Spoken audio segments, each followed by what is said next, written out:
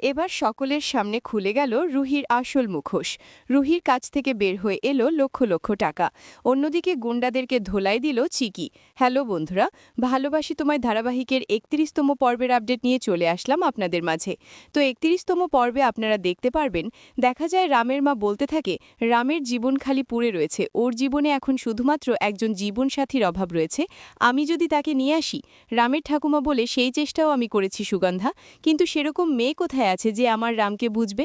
রামের মা বলে আছে মা, সেরকম মেয়ে রয়েছে, আমি তোমাকে একটা মেয়ের কথা বলেছিলাম না। তারপরেই রামের মা চিকির বিষয়ে রামের ঠাকুমার কাছে বলা শুরু করে। রামের মা বলে আমার আজও বিশ্বাস আছে যে সিয়া ফিরে আসবে, কিন্তু মা রামের জন্য তো আমাদের ভাবতে হবে। রামের ঠাকুমা বলে আমি জানি সুগন্ধা, সব মাই চায় তার ছেলে ভালো থাকুক, রামের জন্য তুইও সেটাই চাস। আর এখন তো ধীরে ধীরে আমারও মনে হয় হয়তো সিয়া আর কখনোই ফিরে আসবে না। সিয়ার জন্য অপেক্ষা করে শুধু দুঃখ কষ্টটাই বাড়ছে, আর এই অপেক্ষার তো কোনো শেষই নেই। থাক সেই কথা, তুমি যে মেয়েটার কথা বলেছিলে সেটা বলো। রামের মা আবারও ছিকি আর রামের খুনসুটির কথা বলতে শুরু করে। রামের ঠাকুমা বলে সুগন্ধা, এই মেয়েটা আমাদের রামের মন বুঝতে পারবে, মানে সিয়ার শূন্যস্থান এই মেয়েটা পূর্ণ করতে পারবে। রামের মা বলে সিয়ার জায়গা কখনো কেউ নিতে পারবে না মা, কিন্তু সিয়া যদি আজ থাকতো তাহলে ঠিক ওর মতোই হতো। আর একটা কথা জানেন মা, আজ পর্যন্ত রাম সিয়াকে ছাড়া কাউকে কখনো চকলেট দেয়নি। ফার্স্ট টাইম রাম সিয়াকে ছাড়া অন্য একটা মেয়েকে চকলেট দিয়েছে, আর সেটা হচ্ছে এই মেয়েটা।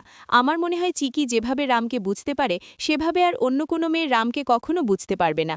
রামের ঠাকুমা বলে তুমি সত্যি কথা বলছো সুগন্ধা, প্রভু জগন্নাথ আমার সব কথা রেখেছে, হে প্রভু, সেই মেয়ে যদি আমার রামের মন বুঝতে পারে তাহলে তুমি ওদেরকে এক করে দাও, আমার প্রার্থনা পুরো করে দাও, আমি আমার রামকে খুশি দেখতে চাই। রামের মা বলে আপনি দেখবেন মা, প্রভু জগন্নাথ আপনার মনের ইচ্ছে অবশ্যই পূর্ণ করবে।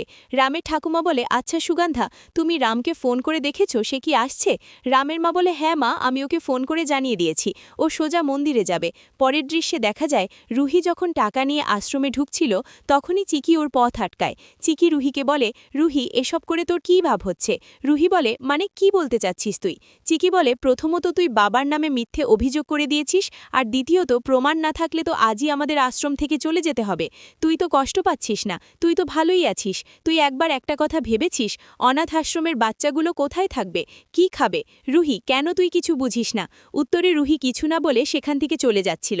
ঠিক তখনই চিকি আবার বলে শোন রুহি, যেই মানুষটা আমাদেরকে রাস্তা থেকে নিয়ে এসে নতুন জীবন দিয়েছে, পেট ভরে খেতে দিয়েছে, দুনিয়ার আলো দেখিয়েছে, সেই মানুষটা কি কাউকে খুন করতে পারে? রুহি বলে আমি একটা বিষয় বুঝতে পারছি না, যে তুই কেন বিশ্বাস করতে পারছিস না যে বাবাই রাকেশকে খুন করেছে। চিকি বলে কারণ আমার বাবার প্রতি বিশ্বাস আছে, সে কখনোই এরকম কাজ করতে পারে না। রুহি বলে শোন, বাবার সব কথা তোর কাছে সত্য মনে হতে পারে, কিন্তু আমার কাছে না, আর সত্যিটা সবার জানার দরকার, আর আমি সেটাই করছি। চিকি বলে ঠিক আছে, আমি কিছু সময়ের জন্য তোর কথা মেনে নিচ্ছি, বাবাই রাকেশকে মেরেছে, কিন্তু কেন মারল?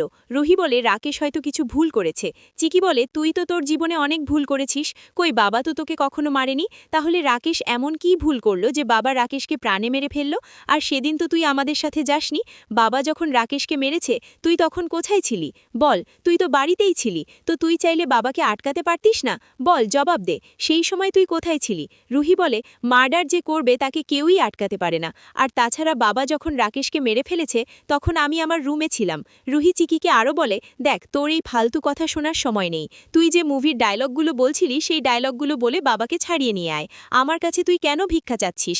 চিকি কাঁদতে কাঁদতে বলে তুই ঠিকই বলেছিস রুহি, আমি তোর কাছে ভিক্ষাই চাইছি, তুই বাবাকে ফিরিয়ে নিয়ে আয় আর তোর মিথ্যে সাক্ষী উঠিয়ে নে। রুহি বলে এটা কোনোভাবেই সম্ভব না, বাবা কখনোই ক্ষমা পাবে না, আর বাবা কি করেছে না করেছে তার বিচার আদালতেই হবে।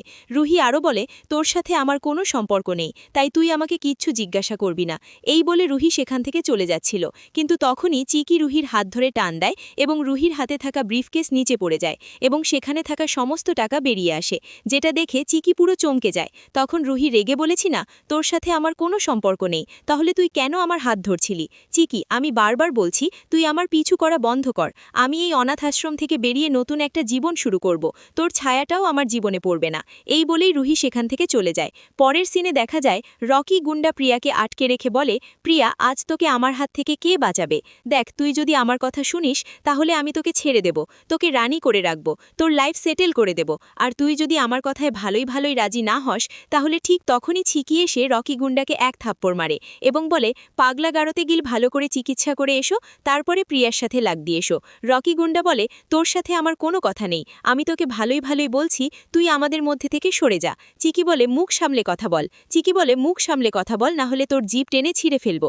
রকি গুন্ডা বলে, তুই আমার গায়ে হাত উঠিয়ে অনেক বড় ভুল করেছিস, তুই জানিস না আমি কে, আমি চাইলে কি করতে পারি। চিকি বলে, ব্যাক, তুই কি করবি না করবি সেটা আমি জানতে চাই না, এমনিতেই আমার মনটা খারাপ আছে, তাই বেশি কথা বাড়াবি না। রকি গুন্ডা বলে, তোকে তো। তখনই চিকি রকি গুন্ডার হাত চেপে ধরে এবং বলে, একদম চুপ। ঠিক তখনই গ্রামের লোকেরা সেখানে চলে আসে, যেটা দেখে রকি গুন্ডা বলে, আজ তো আমি চলে যাচ্ছি, কিন্তু কাল তোদের দুজনকে দেখে নেব। উত্তরে চিকি বলে, আরে যা, আমি ভালো করে জানি তুই কি করবি। চিকি আরও বলে, এক্ষুনি তুই এখান থেকে চলে যাবি নাকি আরও একটা থাপ্পড় খাবি? এরপরেই দেখা যায় সেই গুন্ডাটি সেখান থেকে চলে যায়। আর একজন লোক বলে, চিকি প্রিয়া, তোমরা ঠিক আছো তো? ওই বদমাইশ কিন্তু আবার তোমাদের পেছনে লাগবে। চিকি বলে, কাকা, আপনি কেন টেনশন করছেন? ওই বদমাইশদের আমি একাই দেখে নেব। তো বন্ধুরা, আপনাদের কি মনে হয়, চিকি আর রাম কি দুজন এক হবে? পরিবারের সকলের কি জানতে পারবে চিকি আসলে রুহি?